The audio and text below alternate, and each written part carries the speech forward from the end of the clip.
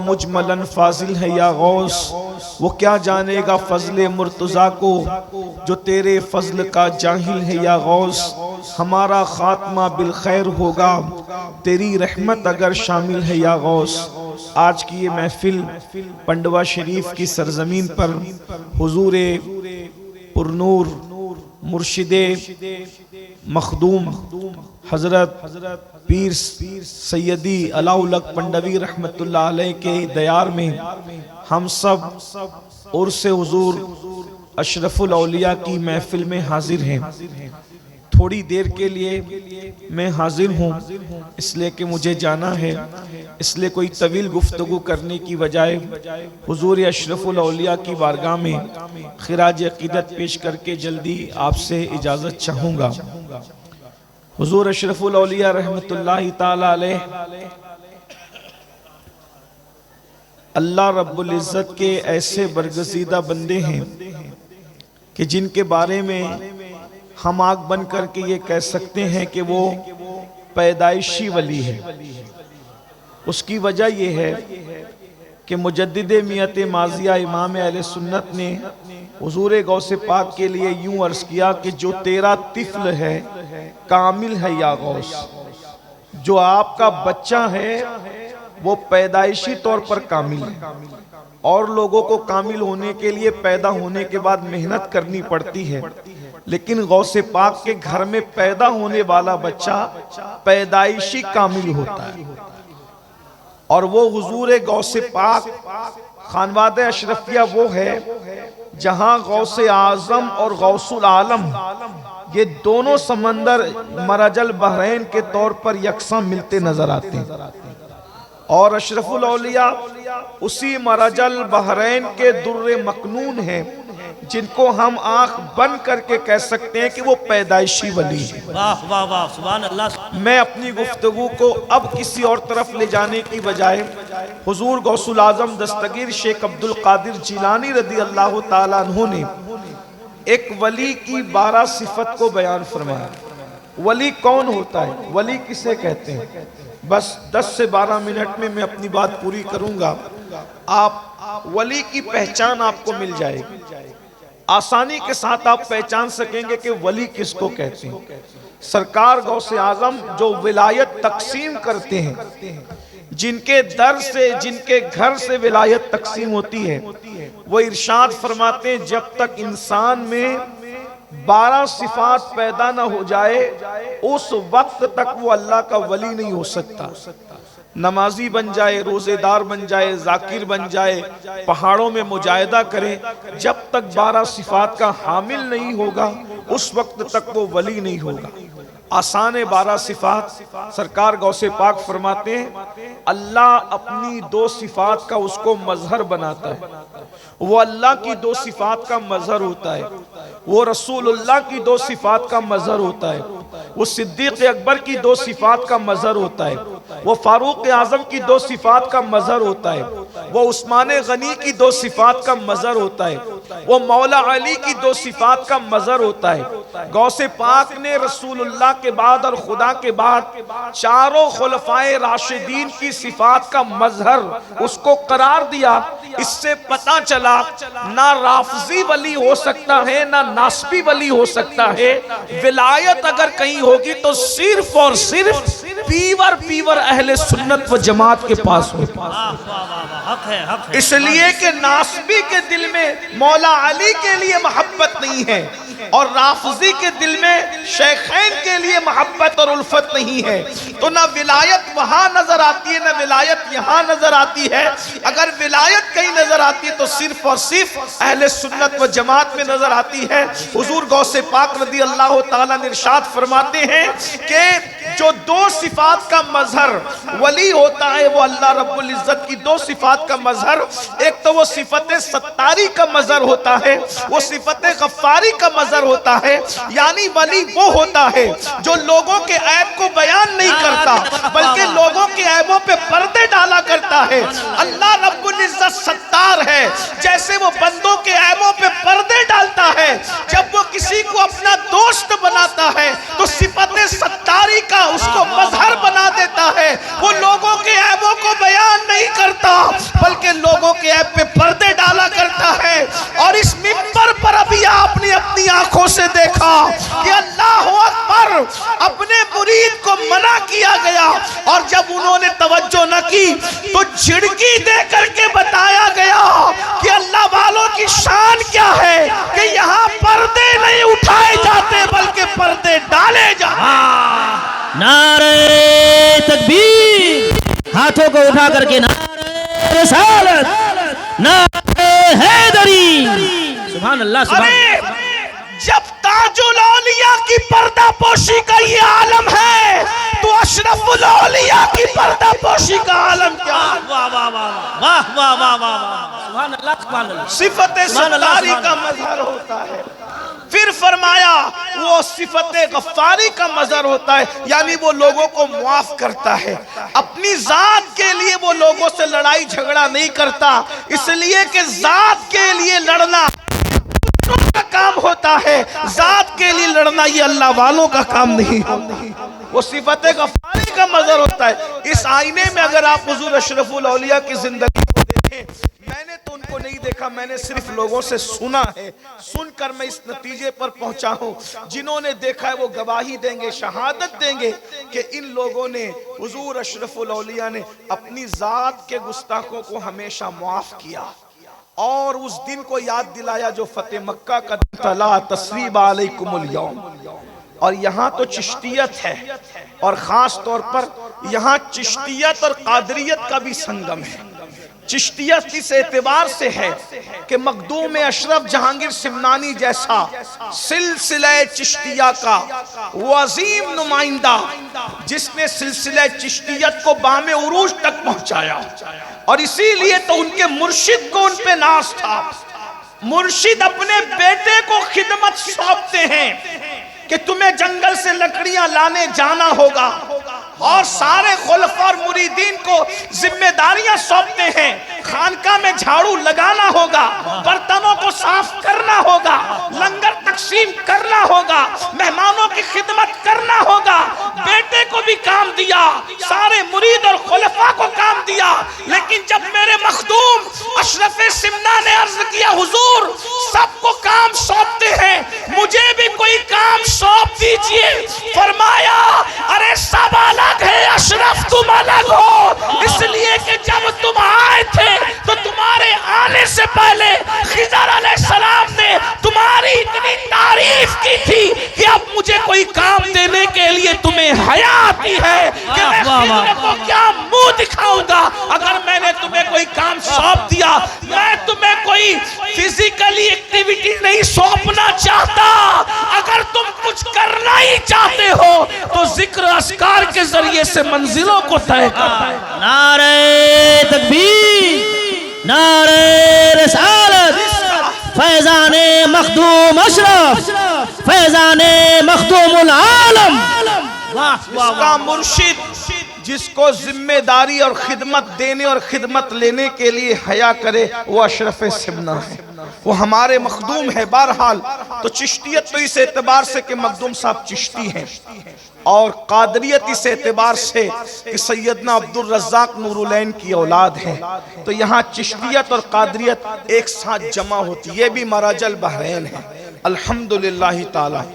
तो चिश्तियत और कादरियत जो जमा करने की बात कर रहा हूं तो ये कि यहाँ, हाँ, हाय हाय हाय, क्या बात, अशरफी सहबा शराबे संजरी, सुभान अल्लाह। एक ही शीशे में है दोनों भरी, कादरी सहबा शराबे संजरी, एक ही शीशे में है दोनों भरी। कादरी सहबा शराबे संजरी, कादरी सहबा शराबे संजरी, एक ही शीशे में है दोनों भरी। क्या खुशनसीबी है हम लोगों की। तो कादरियत और चिश्तियत जब मिली हुई है तो दोनों में अब बात क्या है। हुजूर गौसे पाक फरमाते हैं कि मेरा घोड़ा बेलगाम है और मेरी तलवार बेनियाम है। और चिश्ती लोग कहते ख्वाजा नसीरुद्दीन चिराग दहलवी रदी अल्लाह तबारक व तआला अन्हु कि हम चिश्ती लोग किसी से उलझते नहीं, हमने अपनी तलवार नंगी करके रख दी है, जो आकर के उलझेगा उसका किस्सा खुद ही तमाम हो जाएगा। लेकिन ये अल्लाह वाले अपनी जात के लिए किसी से नहीं लड़ते, ये अपनी जात के दुश्मनों को माफ करते, सिफते गफ्फारी का मजहर होते हैं, अपनी जात के लिए नहीं लड़ते। बल्कि सरकार बाबा फरीदुद्दीन गंजे शकर रदी अल्लाह ताला तो यहाँ तक फरमाते हैं कि भाई हम सूफी लोग हैं, अल्लाह वाले लोग हैं, हमारे सामने कैंची की बात ना किया करो बल्कि सुई धागे की बात किया करो, क्योंकि कैंची एक को दो कर दिया करती है और सुई धागा एक को दो को एक कर दिया करता है। ये खानका है, यहाँ पर एक को दो नहीं किया जाता बल्कि दो को एक किया जाता है। ये सरकार बाबा फरीद गंज शकर रदी अल्लाह ताला की तालीम। अल्लाह हाय नवाजिश करम फरमाई है आपकी दुआएं सरकार जी, न मोहब्बतें आप। तो एक बात मुझे यहाँ याद आई, जात के लिए न लड़ना और अल्लाह के लिए दुश्मनी रखना, उसकी एक मिसाल पेश करता हूँ। सरकार ख्वाजा नसीर मिल्लत वद्दीन ख्वाजा नसीरुद्दीन चिराग दहलवी की बात याद आई। कुछ लोगों ने बादशाह के पास जाके चुगली की कि ये लोग तो सिमा में रात दिन रहते हैं, ये अल्लाह वाले लोग नहीं हैं और ये ऐसे ही हैं वैसे वगैरह वगैरह कहा। बादशाह ने कहा ठीक है, हम उनको अपना नौकर बनाएंगे और उनसे अपनी खिदमत लेंगे। सरकार नसीरुद्दीन चिराग दहलवी के पास नुमाइंदा भेजा और नुमाइंदा भेजने के बाद कहा कि आपको बादशाह की कोई ना कोई नौकरी कबूल करनी पड़ेगी। सरकार नसीरुद्दीन ने फरमाया मैं आपसे कोई ताल्लुक नहीं रखता, मैं आपकी नौकरी कैसे कर सकता हूँ। कहा अगर आप नौकरी नहीं करोगे तो मुश्किल उठाओ। कहा मैं हर मुश्किल उठाऊंगा। सीरत निगार लिखते हैं ये सीने की जो हड्डी होती है, इन दोनों हड्डियों में सुराख करके ख्वाजा नसीरुद्दीन चिराग दहलवी को लटका दिया गया कि आप नौकरी करें। सरकार नसीर मिल्लत वद्दीन से मुरीदीन ने कहा हुजूर ये जुल्म पर आया है, आप नौकरी के लिए तैयार हो जाएं, ये जो कहता है आप कर लें वरना ये आपको नुकसान पहुंचाएगा। आपने फरमाया ठीक है मैं तैयार हूं। तो बादशाह ने कहा रोजाना आप मुझे मेरे कपड़े पहनाएंगे और मेरे कपड़े उतारेंगे, ये आपकी जिम्मेदारी। तो ख्वाजा नसीर रोजाना कपड़े पहनाने लगे और कपड़े उतारने लगे, लेकिन बद्दुआ नहीं की, क्योंकि अब तक जात तक मामला था, जाती दुश्मनी थी। ये बादशाह को ख्वाजा नसीर से जाती दुश्मनी थी, चिराग दहलवी से। चिराग दहलवी कौन है? ये चिराग दहलवी सरकार अलाउल हक पंडवी रहमतुल्लाहि ताला अलैह, ये इनके पीरो मुर्शिद के पीर भाई है। हजरत अखी सिराज आईने हिंद के पीर भाई हैं। इन दोनों के पीरो मुर्शिद निजाम मिल्लत वद्दीन सुल्तानुल मशाइख ख्वाजा निजामुद्दीन औलिया रदी अल्लाह ताला। जाती दुश्मनी है, हड्डी में सुराख करके लटका दिए गए, लेकिन बद्दुआ नहीं की, माफ कर रहे हैं। उसको कुर्ता पहनाते हैं, कुर्ता उतारते हैं। हासिदों ने कहा कि मामला सही चल रहा है, नसीर का इम्तिहान लो। एक दिन बादशाह को ताखीर से लाए और इतने लेट लाए कि ख्वाजा नसीरुद्दीन चिराग दहलवी की नमाज असर कज़ा होने के करीब आ गई। अल्लाह के रसूल अलैहिस्सलाम ने फरमाया मोमिन की असर उस वक्त होती है जब सूरज अपनी हालत पर होता है, और जब सूरज में तगय्युर आ जाए, वो डूबने के करीब हो जाए, फिर वो मोमिन की नहीं बल्कि मुनाफिक की नमाज होती है। यानी जब सूरज डूबने के करीब हो तो अल्लाह के रसूल अलैहिस्सलातु व तस्लीम ने फरमाया उस वक्त नमाज पढ़ना ये निफाक की अलामत है। ये निफाक एतिकादी हम नहीं कहते उसको, निफाक अमली कहते हैं उसको। लेकिन बहरहाल अल्लाह वाले उस वक्त भी नमाज पढ़ने को पसंद नहीं करते थे, बल्कि मसनून वक्त में नमाज पढ़ने को पसंद करते। अभी हुजूर मुर्शिद इजाजत ने सरकार वारिस पाक का जिक्र किया कि वारिस पाक किसी के पीछे नमाज नहीं पढ़ते, बल्कि वारिस पाक अलग नमाज पढ़ते। तो लोग ये मशहूर करते थे कि वारिस पाक नमाज ही नहीं पढ़ते। वो नमाज पढ़ते थे मगर कमरे में छुप के पढ़ते थे, जैसा कि हज़रत ने इशारा किया। लोग कहते थे आप जमात के साथ नहीं पढ़ते, जमात के साथ नहीं पढ़ते। तो वारिस पाक कहते थे अरे जमात से पढ़ाना है तो अली हुसैन अशरफी जैसा इमाम ला करके दो ना। सुभान अल्लाह, सुभान अल्लाह। अगर वारिसे पाक को पीछे खड़ा करना है तो कोई अली हुसैन अशरफी जैसा ला करके इमाम दो। और किसी एक के पीछे खड़ा कर दिया वारिसे पाक को, तो नमाज के बाद वारिसे पाक ने कहा, सुना सुना इमाम साहब, आपने हमका बहुत थका दिया। सरकार वारिसे पाक कहते बहुत थकाया आपने हमका। कहा वो कैसे? कहा हम तो आपके पीछे नमाज के लिए खड़े हो गए, लेकिन कभी चारे की दुकान पर, कभी किराना दुकान पर, कभी कहीं लेके भटकते रहे। जहां जहां इमाम गया पीछे पीछे वारिस थे। तो कहा ऐसी नमाज भी क्या नमाज है। लेकिन ये हम लोगों के लिए, हम लोगों को तो हर सही अकीदा की इब्तिदा करनी चाहिए कि वारिस पाक का मर्तबा और था, हमारा मर्तबा और है। तो अंदाजा फरमाए तो भाइयों, हम लोग क्या हैं? किसी ने हज्जाज से कहा, ओ हज्जाज तू भी हमारा इमाम, और अबू बकर भी कौम के इमाम थे, तू कितना बदमाश है, वो कितने अच्छे थे। हज्जाज था, बदमाश था, लेकिन हाजिर जवाब था। उसने कहा तुम अबू हुरैरा बन जाओ, मैं भी अबू बकर सिद्दीक जैसा बन जाऊं। जब तुम अबू हुरैरा नहीं बन सकते तो तुम्हें अबू बकर सिद्दीक जैसा इमाम कैसे मिल सकता है? बस मैं यही आपसे कहना चाहता हूं, जब हम वारिसे पाक नहीं बन सकते तो हमें भी अली हुसैन अशरफी मियां जैसा इमाम नहीं मिल सकता। सूद खाते रहोगे, हराम खाते रहोगे, औरतों पे बदनजरी करते रहोगे, इसी तरीके से अपनी बेटियों को बाजार और वलीमों में बेपर्दा घुमाते रहोगे, और फिर सोचो कि हमें भी आला हजरत अशरफी मियां जैसा इमाम मिल जाए। तो बात ऐसी है ना, जैसे हम रहेंगे वैसे, जैसे हम वैसे हमारे इमाम, जैसे हम वैसे हमारे पीर, जैसे हम वैसे हमारे मशाइख। अरे तू खुसरो बन, तेरा पीर निजामुद्दीन महबूब इलाही तो है ना। पीर को तलाश करने की जरूरत नहीं, हमने खुसरो बनना है। अगर तू अशरफ सिमना बन जाए तो अलाउल हक पंडवी जैसा पीर होगा। क्या बात है, वाह वाह वाह। अगर तू अल्लाह अकबर कुतुबुद्दीन बन जाए तो तुझे मोइनुद्दीन गरीब नवाज जैसा पीर मिल जाएगा। लेकिन बात तो इतनी है ना, असल कमी हमारे अंदर है और हम इल्जाम लोगों पे रखते हैं। तो मैं बात ये कह रहा था, क्या बस बात खत्म ही कर दूं।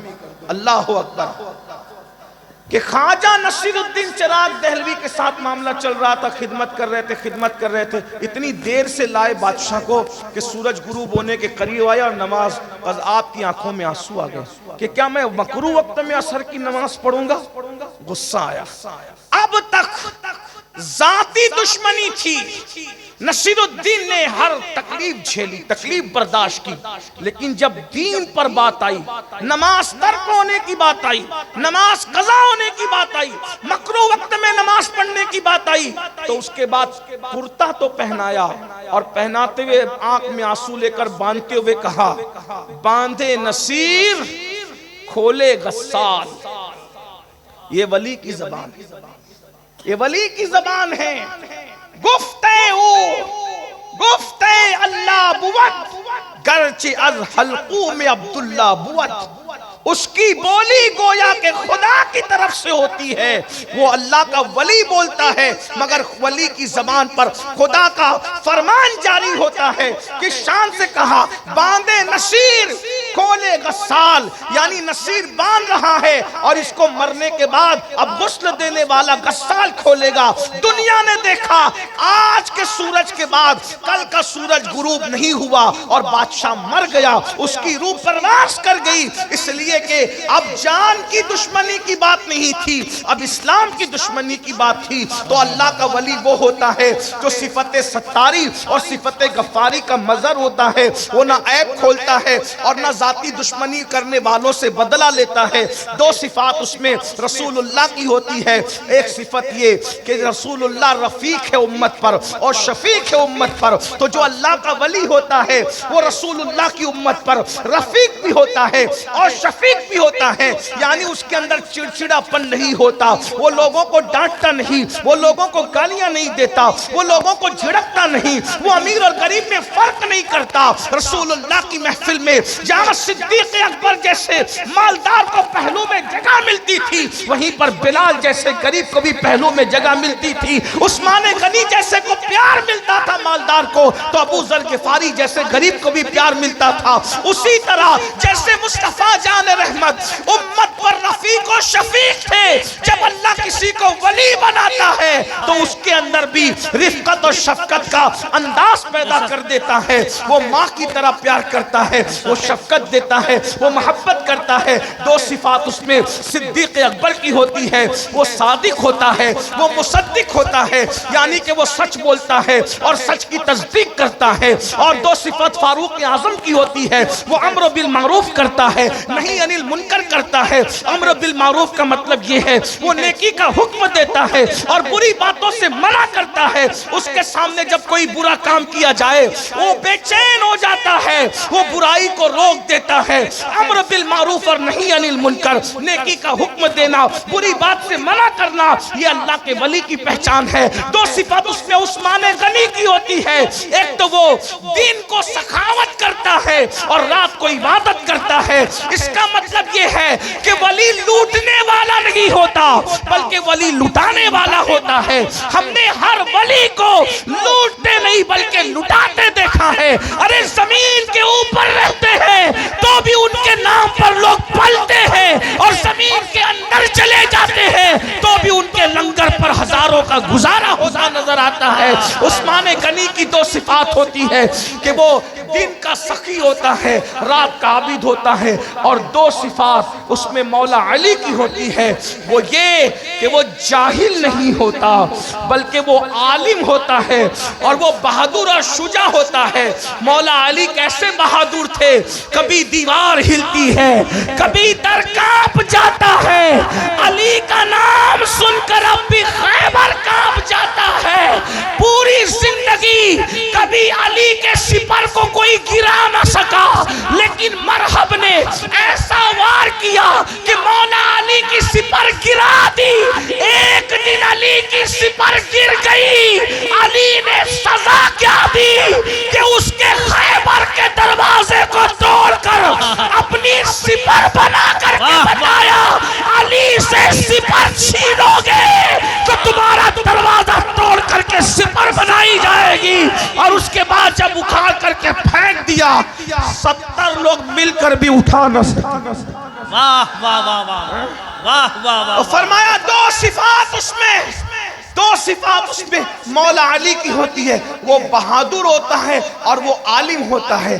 अब ये 12 सिफात अगर आपको किसी में देखना है तो दिल दिमाग के दरीचों को खोलकर माजी के झरोके में झांक कर देखो तो आपको अशरफुल औलिया की तस्वीर उभरती हुई नजर आएगी।